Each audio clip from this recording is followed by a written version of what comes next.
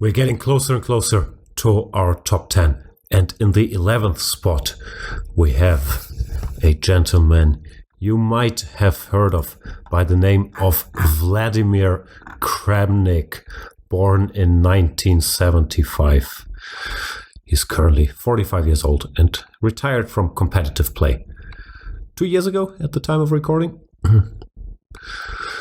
Peter, you used to have a cat named Kramnik, so tell us all about Vladimir. Well, that explains that I grew up as a huge fan of Kramnik, no doubt. Or grew up is too strong. He's younger than me. I've actually played the World Under-18 World Championship together with him, where I took bronze and he got silver behind a guy called Sergei Tivyakov. But I think let's talk about what Kramnik really did, and that was becoming the world champion. And he's actually won 3 world championships, or at least had 3 matches where he emerged the victor, because in 2004 he drew the match with Leko in a very dramatic fashion and managed to keep his title. And then in 2006, in a just as dramatic but more off the board thing with Veselin Topalov in the famed Ilista match, he won after a tiebreak, and all the controversies there. And then in 2008, he lost the World Championship match to Anand.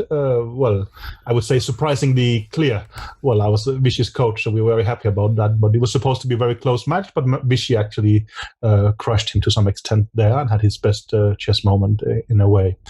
Kramnik has also been number 1 on the world ranking, but never a dominant number 1. I mean, this is the present ELO days, and we haven't calculated for how many months. My impression is that he has not been there sort of...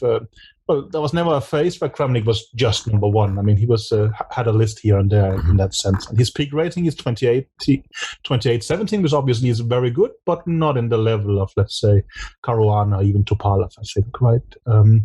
But of course, the reason is that Kramnik is one of the greatest of the game. Is his 2000 match against Garry Kasparov, where he, to many surprise, took down one of the best players ever in a sort of not dramatic, but in an extremely undramatic fashion, one would say, right? Yeah, in a way, I think of Kramnik sort of being different every decade. He was a big hero of mine, as of yours, already in the 90s as a youngster, just for his pure chess, he felt in a period. The only one who could compete with Kasparov in every single game. I think they had an equal score.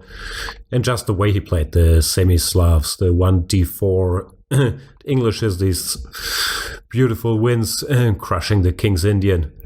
And with black, he started out as a Sveshnikov Richter-Rouser player, but he was always playing clean yet beautiful chess in the 90s. Then in 2000, of course, his crowning achievement, he defeats Kasparov.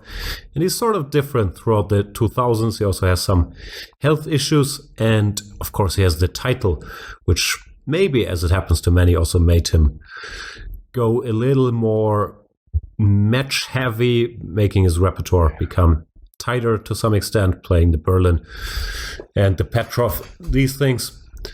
But yeah, he's world champion throughout, or classical world champion at least, throughout most of the 2000s. Then he has this final arc where he sort of, plays chess for fun, tries out all kinds of different openings, tries to create masterpieces, sometimes over pushes, but very entertaining last run before retiring. I generally agree, and also people tend to forget that we are so influenced how he chose to form his strategy on his sort of defining moment, but it was not clear at the time. I think even before that, he was almost faking playing aggressively. But he was playing aggressively already. But I think before the match, he was even showing some sharp openings and new concepts. And I think he even stated it somewhere. It was to sort of confuse Gary. Is Kramnik gonna go all out attack against me when he had the exact opposite plan? But I think Kramnik has described that. While he was Kasparov's, you can say second or helper during the match with Anand some years earlier. 95, yeah. 95, yeah. He sort of paid attention to which kind of positions Kasparov sounded uncomfortable with. And, nothing wrong with that. You're there to help him to win this event, but that you pay attention to what happens of relevance for you later is how that is. But there, he seemed to get this idea that Kasparov was uncertain in certain kind of positions, and he completely formed his strategy around it and executed it beautifully. But it's true, that's the Kramnik picture we have now, but it wasn't obvious to the time, and it wasn't obvious to Gary either. What kind of entity am I going to face? So of course we are speaking with the benefit of hindsight, and you're right that the Kramnik we really sort of was impressed by was very dynamic and cool in many ways. You said he played the Victor Vouchers very aggressively as such, right? So I mean, this sort of second phase of Kramnik or such was very designed to beat Kasparov, and very efficiently. Yeah, he also, of course, got very deeply into opening analysis. I think he always has been working very hard, especially with computers getting stronger in the 2000s. At some point, I felt like, he was trying to solve the game, make a draw in the Petrov, and be done. Go ahead. But that's actually a bit after Kasparov. Also now, that I mean later in the 2000s. Exactly, the Berlin is seen as something that completely kills chess.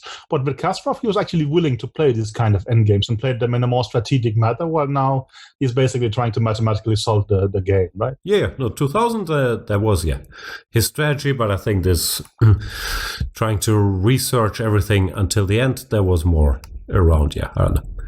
2005. So I don't know when we should talk about it, but now, I will do it now. Then a reason we also rate Kramnik so highly is that he's sort of the legacy he's meant of the games. I'm writing that he's basically killed chess. That's too strong. But nowadays, for instance, he's involved in projects with DeepMind to change the rules and such. And they are specifically mentioning the Berlin as one of the problems in that sense. And that while Kasparov of course, has influenced chess, but opening-wise, it's actually Kramnik who sticks out, right? Just look at what openings the current top guys are playing, no? Like Petrov, Berlin, Catalan. It's all Kramnik. Well, Magnus was playing the Svesnikov in the last World Championship match. Well, also Kramnik. I mean, of course, Kasparov has played these things, but not to the same extent, right? No, it's true that last World Championship match was Svesnikovs and Petrovs. It's just Kramnik, right? And so, I mean, no, his influence in that sense is just enormous, I would say. And I would say in a defensive way, but not meant as a negative thing, just as a compliment in the sense, he just seems to be right, I would say, right? Yeah, it's just in an objective way. No, he played maybe not always to maximize individual results, but he was just, I think the best chess researcher or chess mind, whatever you want to call it, we've had in the last 30 years. I was Magnus second in the 2013 candidates, where Magnus qualified for the match with Vichy and later won, but he actually had the same amount of points as Kramnik, and he was very close till the end. But what I want to say is that Kramnik was extremely impressive because 2013 it was so difficult to find advantage for white. I think Kramnik was better in all his white games. That was a humongous achievement from a preparation point of view. I think no one was close to that and have been it since. But he's he kept, he had this very principled phase. Then he came up with knight f3, g3. He came up with London and Italian. I mean, Kramnik's influence is just there everywhere, simply, right? Yeah, no doubt about it. Yeah. No, he has a lot of things going for him. The incredible stylistic influence. He has 3 World Championship match wins, which is also rarefied air. The one argument against him, as you mentioned, is he was never clear number 1 or dominant over any period of time, which, is also hard if you're Kasparov's and then Anand's and Topalov's compatriot, and after that you get this Magnus Carlsen gentleman.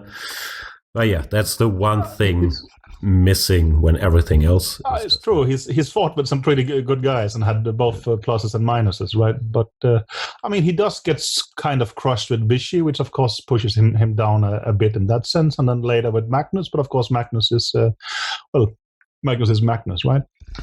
Also, no, had he won that 2008 match, of course, he'd be that would higher be on these rankings. Completely different. I mean, that's that was one of the things we thought was at stake at the time, but of course, mainly the title. But also, I think one thing Kramnik doesn't get enough recognition for in the 2000 match is that he did the Berlin, he did a lot of sort of defensive things very well, but he also just played incredibly well. I think at some point I looked at the games and he was actually in huge trouble in some endings, but he defended them beautifully and such. No, I mean, just everything clicked and he played. that's a huge achievement. We all start to think of that he won the match with the Berlin, but it only gave him some draws, and it sort of pushed Kasparov out of his comfort zone. But then he did some, one good endings in the Grünfeld, was close to winning another ending and such. But I think mainly I had some great defensive efforts later. So from a sporting perspective, I think the 2000 match is just outstanding. Yeah, I agree. So yeah, of course, as usual, cross-era comparisons are very, very tough to do. But Vladimir Kramnik, in our lifetime, maybe for you and me, I'm not sure of this. You've worked with Vichy and Carlsen, obviously. But style-wise, I guess he's been the defining figure for our generation, or at least our style of play. Right? He was that for me, at least, in many ways. And such. I think Vichy and Magnus are better practical players and such. And I think Magnus's understanding, and so his Vichy's probably also could be better. But Kramnik was very influential at that point, at least in a way. I think also, Vichy and Magnus, they don't want to try and kill chess. They actually want to play it. And Kramnik choose another direction. It did him so incredibly well against Gary that you cannot blame him. But then maybe it was difficult to turn back later, I would say. Yeah. Well, he wanted to kill you with white every game, and he was also very, very nice. With me, he did. I have lost to him at some point. He killed me with black. We will look at an earlier game, 1996, where he defeats Garry Kasparov with the black pieces, and this is peak. But this also exemplifies very well that Kramnik could actually beat Gary in this complex style, so it wasn't so clear for Gary what would happen. One thing we should say about Kramnik is that he hasn't been so good at qualifying. He actually got the match in 2000 by losing a match to Shiro, which also counts down a bit, I would say, right? Yeah. Anyway. That is true. So they play the Marin, one of the, at that time it was even more topical than now, but one of the sharper openings out there. Many lines here, but this so-called Reynolds variation has been hotly debated for a long time. C4, bishop c2, queen c7, also mainline territory, knight d4, knight c5. This pawn to b4, I guess, was Kasparov's intended surprise. D takes e, I think, is more popular. But Kramnik reacts very sharply, takes the pawn, d takes e, and bishop to d6. Bring the pieces out, his position looks very good, but after f3, his king is still in the center, so it's not so easy how to proceed here. He finds a solution that I think computers dislike now, years later, but that is very impressive just on style points and posing problems, and it works amazingly well. Queen h5, threatening h2. Impressive to do this against Kasparov, who was sort of the undisputed best player in the world at that time and had been it for a long time, right? And he was known for playing this kind of aggressive chess. She sacrifices the whole piece, goes queen h3 and says, you know what? I have enough resources to put you under pressure. I can't quite recall what computers dislike me. It was somewhere around here, some other defensive move, queen e2. Oh. But matters were far from simple there as well. After knight to f3, bishop takes g3, the black concept materializes. Oh no, it was queen somewhere here. If you take, and bishop takes e4, it's crushing. Kasparov plays knight c5, logical of course. But Kramnik just keeps sacrificing.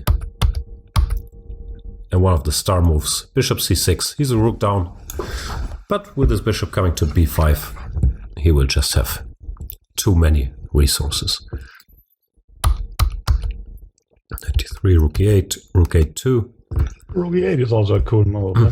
Yeah, same style. I'm a rook down, but I'll just bring my pieces. Somewhere around here he misses mate in 3. Yeah, maybe here. That's sure.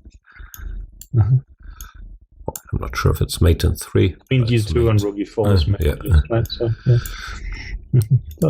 But the good news is his position is so winning that doesn't matter. And it looks simple when you know it, but it's just such a... bishop you usually d3. don't consider such a move, no? It's that powerhouse of a bishop pinning the knight and to give it voluntarily. It's not an obvious candidate move. And yeah, Kramnik misses it because he's seen that he's winning in this line, and there's no particular reason to calculate others. Which, yeah, is fair enough. White resigns. Yeah, just completely demolishing Gary in an attacking game with the black pieces. We haven't seen that very often. No, good luck with that. Yeah, I mean, so well. Also, he does it, but he still understands that this is not how I'm going to become the world champion, most likely, right? So, No, Kramnik was a giant. It's in many ways, it's a bit surprising that others actually managed to compete with him a bit later because, he seemed to, but it's also strange, right? He could do these things to Gary, but then he lost to Shearer beforehand, and it becomes a bit like that later. Then suddenly, he loses to Vichy and things like that. So he's also up against pretty tough opponents, as you kind of pointed out. Yeah. Obviously. Anyway, that is Vladimir Kramnik, the number 11 on our ranking. Thank you for watching. Bye.